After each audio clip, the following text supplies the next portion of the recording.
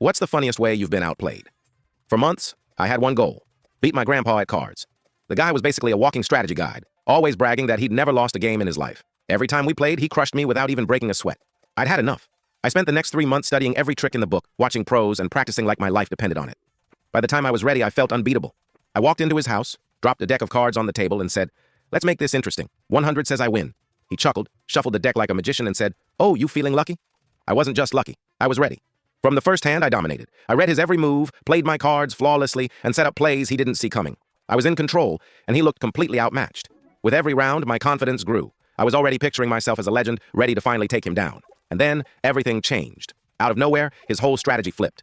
The old man activated his final form. Suddenly, he was making plays so sharp and calculated that I couldn't keep up. Every move I made, he countered effortlessly. Every trick I thought I had, he had already predicted. My perfect game plan unraveled before my eyes.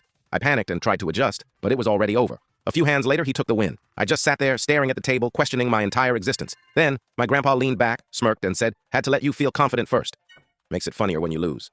I sighed, pulled out my wallet, and slid the $100 over. He took it, patted my shoulder, and said, "Appreciate the donation.